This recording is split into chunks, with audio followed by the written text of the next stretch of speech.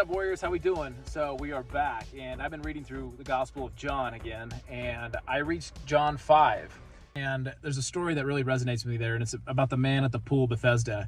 So the story goes like this. There's a paralytic or an invalid man who's been invalid for 38 years, and he's laying by the pool of Bethesda. And at the pool of Bethesda, there are these it has 5 roof colonnades, and it has blind, lame, and paralyzed people kind of laying around, and they're waiting around by this pool. And there was this tradition that was going around that there was some sort of healing power that was in the pool. And Jesus approaches the man that had been paralyzed for 38 years, and he asks him, do you want to be healed?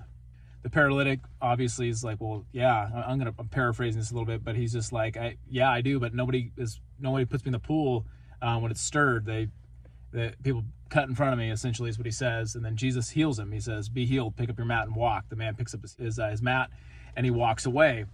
Now, there's this tradition that was going around that this pool had some sort of healing power, and that was, it kind of spread around as it seemed like that he could be healed. It probably offered some sort of soothing power because it was a type of spring, so it probably had something to soothe you, but it wasn't going to heal the man of his condition.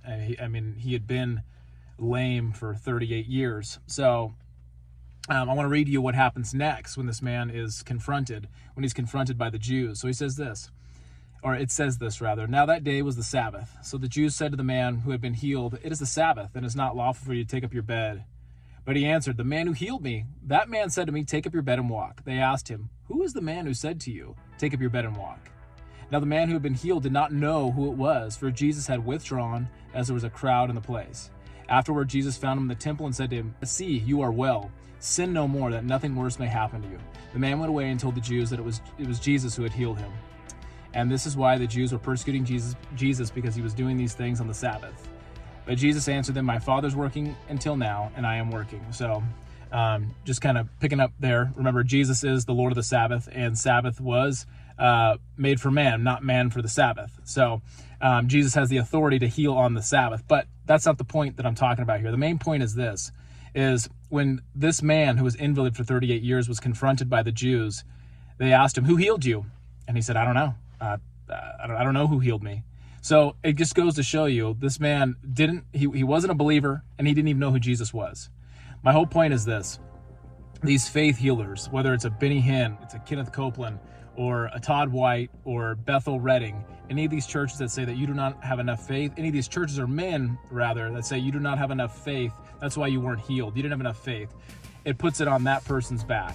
And it says that this person had no faith, therefore you didn't get healed. When it is a known fact that there are many people out there that have more faith than I do that haven't been healed, and that's God's will, that they haven't been healed, and God allows that to happen to glorify himself, as scripture says. There's an interesting parallel that we see in this, where there's this tradition that was going around at that time that this pool had healing power.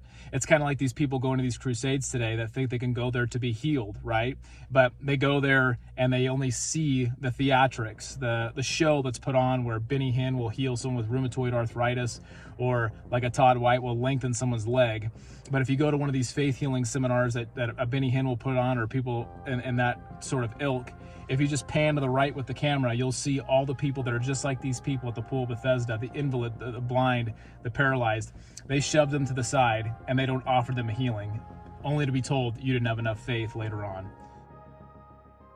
I wanted to show that to you guys today. I want you to dig into a little bit and check it out. And just know that